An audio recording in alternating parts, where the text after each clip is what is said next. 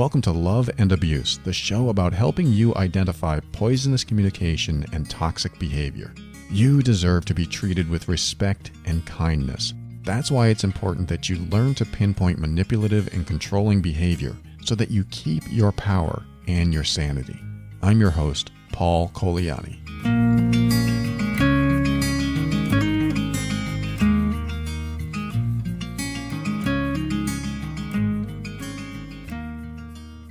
Hey, welcome back to another episode of Love and Abuse, and today I'm going to go over a little bit of gaslighting and crazy making, and if you don't know what that means, that's just basically someone trying to change your reality, someone trying to make you believe something that isn't true. And this can come in many ways, many forms. It's usually done in romantic relationships when someone repeatedly twists the truth on you. They are literally trying to change your perceptions. And if they can do that often enough, you will start to distrust yourself. You will start to believe that perhaps they are right about everything they're saying you're wrong about. And if you get into this space where you start believing their changing of reality, you will go crazy. I mean, that's what gaslighting is all about. Gaslighting is a term that's from a movie from a long time ago in the 40s that basically this husband makes his wife go crazy by changing her reality. And I've read some interesting stories about people's realities changing, like the gaslighter / emotional abuser will move things around in the house and then say he didn't do it or she didn't do it. And then the spouse or the partner will come home and they'll say, "What happened? I thought the couch was over there," or "I thought the silverware was in this drawer. Am I losing my mind?" And they'll say, "The couch was always there." Or they'll say, "The silverware was always in that drawer." I just read that the other day. I thought it was humorous and scary at the same time. Humorous because why would somebody believe that? Why wouldn't you be in your house for many, many years and you know where the silverware drawer is? How does the manipulator think that you're going to believe that? That doesn't make any sense. But when they've gained your trust and they seem like they're smart, then how could they be wrong? I mean, that's what we do. We look at the other person that's doing this to us and we assume they have our best interest in mind, unless they want us to go crazy. Why? Why would somebody want us to go crazy? In my opinion, I think there's only one reason. If you start distrusting yourself, you will have to trust them more. I think that's the only reason. And that has a lot to do with, I want to control you. That has a lot to do with, I want to get away with things. That has a lot to do with priming you. One of my early episodes has to do with grooming. I'm grooming you so that you will believe me when I get caught doing something. You will believe me when I say, "No, that's not true." And then I can even say, "You know how it is. You remember that time when you thought the silverware was in one drawer and it wasn't? You remember that time when you said the couch was moved and it wasn't?" Although I won't have to bring that up because you'll already think you're going crazy. You'll already have certain distrust built up in yourself. And once I've primed you to feel that way, then I can get away with more. I'm talking as the emotional abuser. If I was the emotional abuser, I'm going to prime you so that I can do things that I know are against you or that you won't like, or even just feel right in every argument or conversation that we have. I want to be right all the time and make you feel small, make you feel wrong, make you feel like you're going crazy. Because if you feel like you're going crazy, guess what? You're going to look at me as the sane one, which is scary. And it's very scary because they're the ones making you go crazy. So who's really not the sane one? I don't want to say insane. That might need to be documented. But when you're in a conversation with someone and you find that they're trying to change your perceptions and trying to change your reality, and you know that's not true, but then you get convinced, your reality starts fading away. And so this may already happen to you, I don't know, or it could be happening to you, or maybe you just need to know about it so it doesn't happen to you.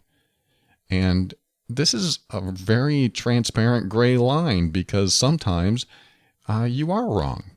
Sometimes you have a belief that something happened and it didn't. It didn't happen. And it might not be that you're wrong. It could be just that you had the perception in mind of what was happening, or what was said, or what was done. And perception creates your reality. So even if something happened in your house or at work or somewhere else, your perception of it makes it real in your head, and then you go with that and it becomes your belief. But then if somebody questions that or tells you that you're wrong, unless you have a photographic memory and you know you're right, even then you can be tricked. But the idea that someone can actually change your perceptions, which changes your beliefs, which puts you in a space of compromise, submission, control, you name it. Suddenly you're questioning your own reality and you don't know what's true anymore and what's not. And the controller, the manipulator, the emotional abuser will be confident.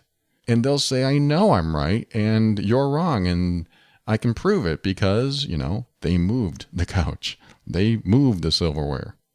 So it's easy for them to feel confident in everything they're saying. And because they feel confident and because they can, quote, prove that you're wrong, you will start believing that you are wrong, and then your reality starts to fade away. And then as that reality fades away, guess whose reality you have to rely on? Theirs. You have to look at them and think that they are right, and they are sure of themselves, and they seem to know what's going on. They must be sane, and I must not be. I'm going crazy. And if you believe that, then they are successfully crazy making you. So one of the things I want you to do if this ever happens to you is every time a question comes up of your reality, where they say, no, that's not what happened, this is what happened, I want you to ask yourself, is this really true, or are they just trying to be right? You may not want to get in a conversation like that with them because they're crafty. I mean, if they're really gaslighting you, they're crafty already. You're not going to be able to win a conversation like that. So just ask yourself, is this really what happened, or do they just want to be right? Because if you come up with, well, I think they just want to be right, then that goes one step towards supporting yourself instead of just believing what they say or getting confused about what you believe. Just ask the question, is that true, or do they just want to be right? Now you might say, well, I don't know if it's true or not. I don't know if they want to be right or not. And if that's the case, just ask yourself, if they didn't say anything, what would I know to be true? Another good question. If they didn't say anything, if they didn't try to influence my mind at all, or if they didn't make me doubt myself, what would I know to be true? If I didn't even talk to them, what would I know to be true? Because that's usually the truth. Even if it's just a perception of truth, it's usually the truth. Because perception doesn't normally change so drastically, especially if you've been okay before the relationship you got in, before that person entered your life in any way, shape, or form. If your perceptions were mostly right, and then they changed after the relationship formed, then it's time to start thinking, if this person didn't say anything, what would I know to be true? Now, if you're really deep in it, if it's been months or years, and you've been made to distrust yourself over and over again, it's going to be harder. It's going to be harder to know what's true. And this is where I'll give you a piece of unorthodox advice. I say it's unorthodox because it could be illegal. It could be something that makes the other person mad. It could be a number of things. So, in fact, don't even see this as advice. Let me just put it this way. My personal opinion when it comes to crazy making, when it comes to someone that continues to force you to question your own perceptions, my personal journey when that happens is to get myself a voice-activated recorder and put it in the room that we have the conversations. Again, I'm not telling you that you need to do this. You need to check the laws in your state or country, and I'm not saying that you're using it to collect evidence to hold against them. I really would do it to make sure that I'm not going insane. Now, this may not help when it comes to a couch being in a different place or silverware being in a different place, but it will help with conversations, because if you had a conversation yesterday and then today you recall that conversation and they say, no, that's not what I said, and no, that's not what I meant, you can listen to the recording and remind yourself, that's exactly what was said. Because this is going to start rebuilding your trust in yourself. Again, I'm not telling you to do this. I'm just saying that's what I would do. That's what I would do. And I've had clients that have done this. I've had clients that sent me these recordings, and I'm not saying it's right or wrong. I'm not saying it's good or bad, but you're damn right I do it. So I think that's a good way to start rebuilding trust in yourself, your perceptions about the world, and your belief system. Because imagine if your belief system was corroded by someone else, causing you to think things that weren't true. That happens all the time. I mean, we are influenced by many authority figures in the world today, and if their goal is to make us believe things that aren't true, and we follow that road, suddenly we have new values, suddenly we have new personal boundaries, we have new perceptions of everything, and we're making different decisions that favor those people. So you have to be careful. So this is why it's important to be observant and aware about crazy making, which is a very big umbrella term, because it contains so many levels of abusive language, poisonous communication, but it really does come down to making you distrust yourself.